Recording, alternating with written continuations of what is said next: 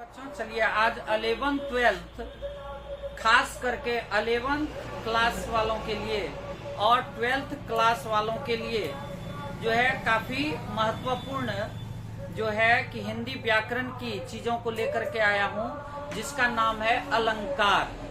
क्या है भाई? अलंकार। ये आप लोग अच्छी तरह से सीख लें, क्योंकि इससे संबंधित प्रश्न जो है आपके फाइनल एग्जाम में आते हैं। तो अलंकार सबसे पहले हम ये जानते हैं, अलंकार जो शब्द है उस अलंकार शब्द की उत्पत्ति कैसे हुई है तो आते हैं अलंकार पे। तो अलंकार जो शब्द है तो वह अलंकार शब्द दो शब्दों के मिलन से हुआ है। दो शब्दों के मिलन से अलंकार शब्द का निर्माण हुआ है।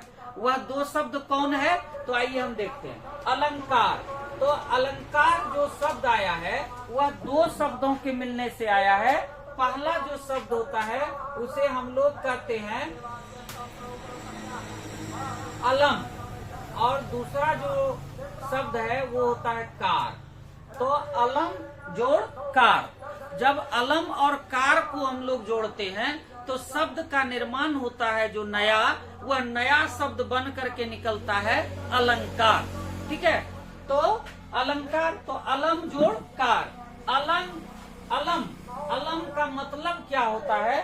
तो अलम का मतलब आप पहले जानेंगे, उसके बाद कार का मतलब जानेंगे, तो शब्द जो बन जाएगा अलंकार बनेगा। तो उसका अर्थ स्वतः आप जो है निकाल लेंगे, ऐसी मुझे आशा है। तो यहाँ पर क्या है? अलम जोड़ कार।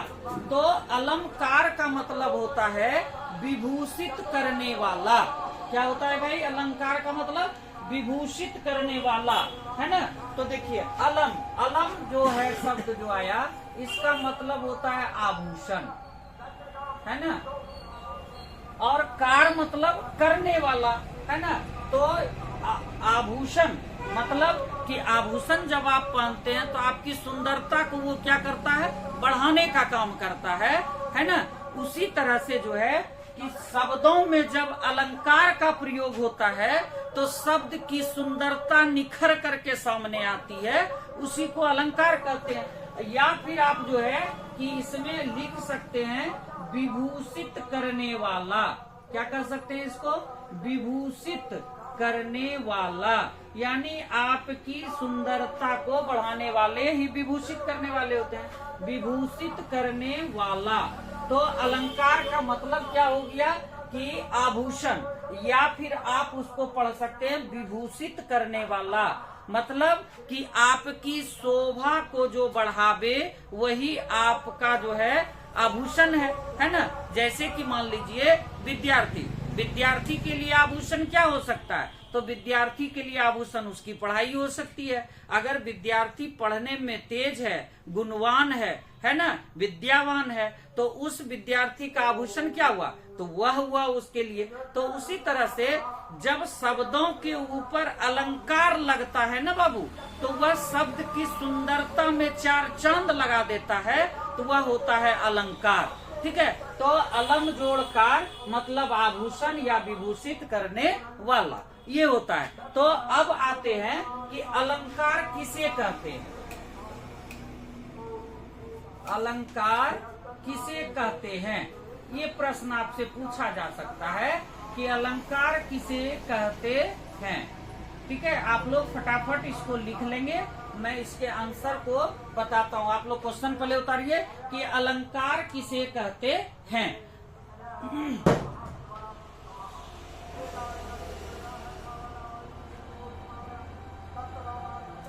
तो लिखिए, जिन उपकरणों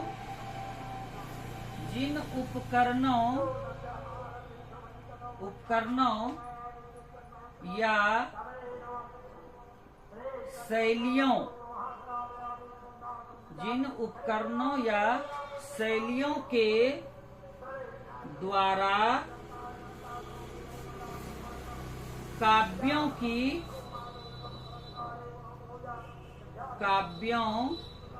की सुंदरता काव्यों की सुंदरता बढ़ाई जाती है,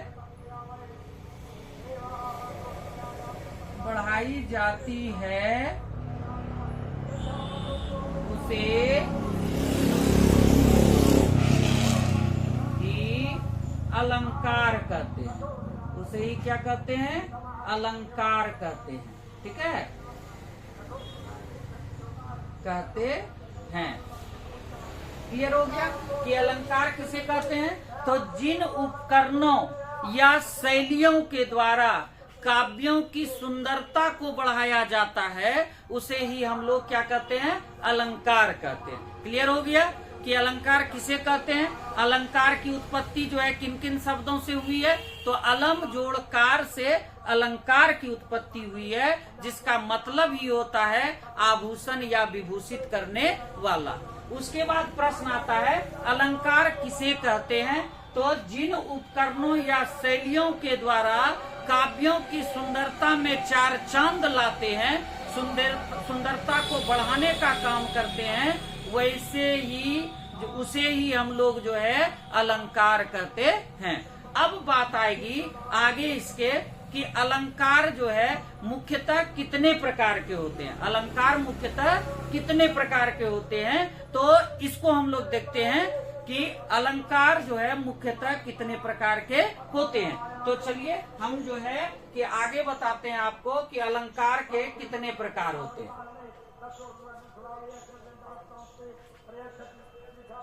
तो यहाँ पर मैंने देखा कि अलंकार, ठीक है, तो अलंकार जो होते हैं, तो प्रश्न आपसे पूछ सकता है ऑब्जेक्टिव में, अलंकार के मुख्यतः कितने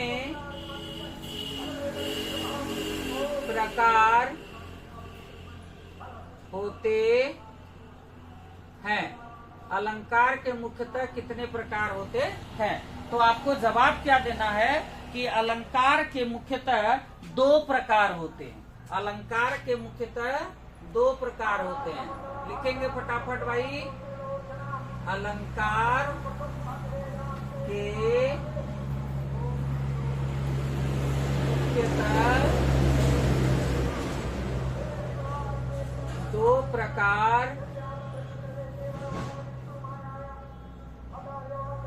होते हैं। ठीक है, अब बात आएगी, आप जब किसी को बताएंगे कि अलंकार के दो प्रकार होते हैं, तो वह पूछेगा कि कौन कौन से दो प्रकार होते हैं भाई। तो मैं उसको लिख रहा हूं, आप लोग जो है कि लिखते जाएंगे।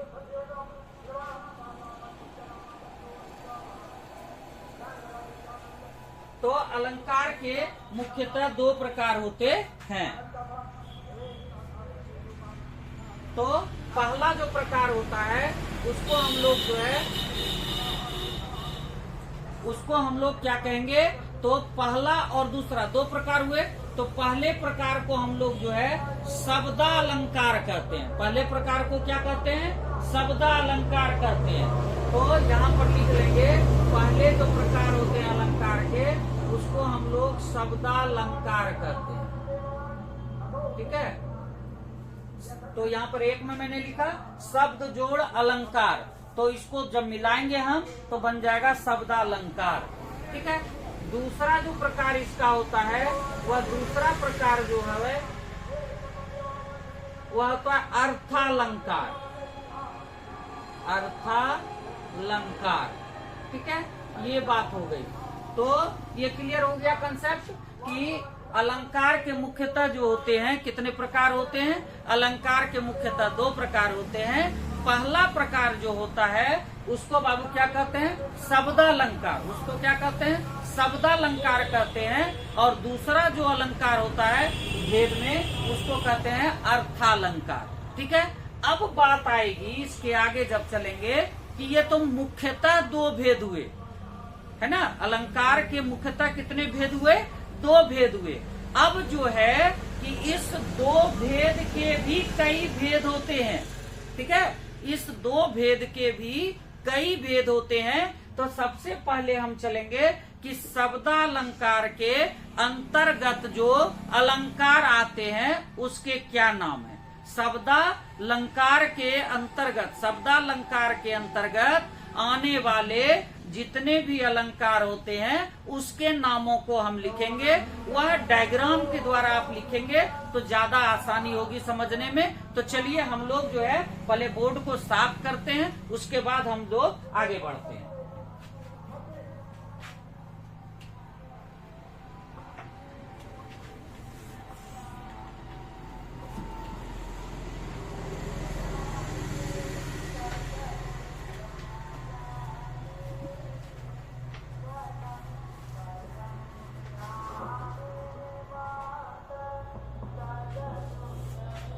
तो यहाँ पर सबसे पहला जो अलंकार था वह क्या था भाई, शब्दालंकार। शब्दालंकार आप लोग भी लिखते जाएंगे शब्दालंकार। तो शब्दालंकार के अंतर्गत जो अलंकार आते हैं वह कौन कौन आते हैं, तो एक एक करके आप लोग लिखते जाएंगे। तो शब्दालंकार के अंतर्गत सबसे पहले जो आएगा वह आएगा अनुप्रास। सबसे पहले क्या आएगा, अनुप्रास, ठीक है। दूसरा जो आएगा वह आएगा यमक, ठीक है। तो पहला जो आया वह क्या आया, अनुप्रास आया, और दूसरा जो आया वह क्या आया, यमक आया। उसके बाद जो है तीसरा जो आएगा वो उसका नाम होगा श्लेष। क्या होगा, श्लेष, ठीक है। लिखते जाएंगे, पहला अनुप्रास, दूसरा यमक, तीसरा श्लेष, चौथा जो आएगा पुनरुक्ति। चौथा क्या आएगा, पुनरुक्ति। पुनरुक्ति, ठीक है। उसके बाद जो आएगा उसको आप लोग लिखेंगे, ये पुनरुक्ति लिखे, पुनरुक्ति, ठीक है। उसके बाद जो आएगा वह आपका आएगा प्रश्न। उसके बाद क्या आ जाएगा, प्रश्न। और उसके बाद जो आपको आएगा प्रश्न के बाद जो अलंकार आते हैं उसे कहते हैं स्वर मैत्री। कौन सा अलंकार कहेंगे भाई, स्वर मैत्री कहेंगे, ठीक है। स्वर मैत्री, ये सभी जो अलंकार के रूप हैं यह शब्दालंकार के अंतर्गत आते हैं। तो शब्दालंकार के अंतर्गत अंदर जो है कौन कौन से जो है कि आते हैं, तो पहला होता है अनुप्रास, दूसरा होता है यमक, तीसरा होता है श्लेष, चौथा होता है पुनरुक्ति, पांचवा होता है प्रश्न, और छठा होता है स्वर मैत्री। तो ये जो अलंकार हमारा था शब्दालंकार, शब्दालंकार के अंतर्गत जो है ये जो है सभी अलंकार आते हैं, जिसका उपयोग हम लोग वाक्यों में करते हैं। तो वहां पर पूछा जाता है इसमें किस प्रकार का अलंकार है, ठीक है। तो ये सभी अलंकार हम लोग पढ़े शब्दालंकार का। अब जो इसका जो है दूसरा पार्ट आता है वह आता है अर्थालंकार। क्या आता है भाई, अर्थालंकार। तो अर्था अलंकार को लेकर के जो है कि हम आते हैं। अब देखिए यहाँ पर लिखिए अर्थालंकार।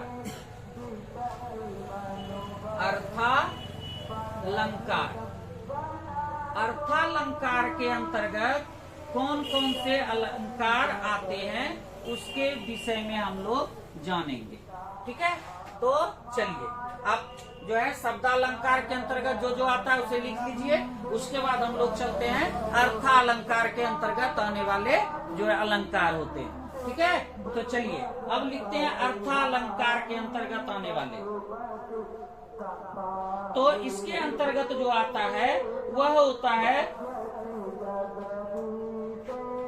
पहला उपमा। पहला क्या होता है भाई, उपमा। दूसरा जो आएगा वह दूसरा आएगा, इसके बाद फिर तीसरा आएगा, ठीक है। तो पहला हो गया उपमा। पहला जो है अर्थालंकार के अंतर्गत कौन आ गया, उपमा आ गया।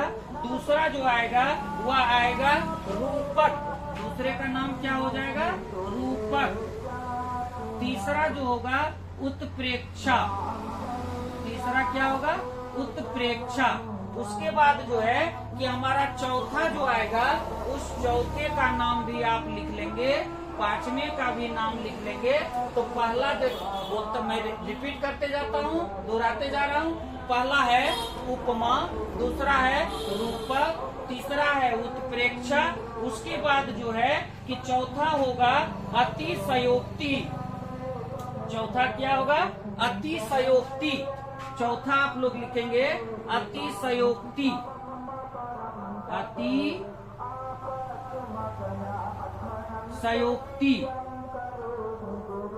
अतिशयोक्ति लिख लिए, अतिशयोक्ति। उसके बाद जो आपका आएगा, अतिशयोक्ति के बाद अन्योक्ति, उसको कर सकते हैं, सॉरी, उन्योक्ति। क्या कहेंगे, उन्योक्ति, उन्योक्ति। ठीक है। उसके बाद फिर जो आएगा उसको हम लोग लिखेंगे, यहाँ तक आप लोग फटाफट लिखिए, उन्योक्ति। उन्योक्ति के बाद जो आएगा वो आएगा अपनुति। अपनुति, या इसको देखिए आप लोग जो है थोड़ा सा ऊ को अ बना दीजिए, अन्योक्ति। ठीक है। उसके बाद जो है कि अगला जो आएगा, अगला को आप लोग जो है कि क्या पढ़ेंगे, अपनुति। अपनुति। उसके बाद जो है अपनुति, अपनुति। ठीक है। उसके बाद फिर जो है कि आएगा आपका, अपनुति लिख लिए। उसके बाद आपका आएगा व्यतिरेक। व्यतिरेक। उसके बाद अगला जो लिखिएगा व्यतिरेक। ठीक है। अगला कौन सा हो जाएगा, व्यतिरेक। व्यतिरेक। ठीक है। उसके बाद जो आएगा वह आएगा विरोधाभास। विरोधाभास। ठीक है। तो ये जो अलंकार के अंतर्गत आया, किसके, कौन से अलंकार के अंतर्गत, अर्थालंकार के अंतर्गत जो आएंगे, कौन कौन से अलंकार, उपमा अलंकार, रूपक अलंकार, उत्प्रेक्षा अलंकार, अतिशयोक्ति अलंकार, अन्योक्ति अलंकार, अपनुति अलंकार, व्यतिरेक अलंकार और विरोधाभास अलंकार। तो इस प्रकार से मैंने दोनों अलंकार के विषय में आपको बताया कि अर्थालंकार के अंतर्गत कौन कौन से आते हैं और शब्दा अलंकार के अंतर्गत कौन से अलंकार आते हैं। अब जो है इसका वाक्यों में प्रयोग कैसे रहता है, इसको हम अपने नेक्स्ट जो है क्लास में लेकर के आएंगे। और जो है कि आप लोग सिर्फ जो है इसको अच्छे तरह से पढ़ लेंगे और जो है उसके बाद आपको अलंकार समझने में काफी आसानी होगी। मैं फिर अपने अगले क्लास में अलंकार के अगले भाग को लेकर के आऊंगा। तब तक के लिए आपको जो है कि बेस्ट ऑफ लक।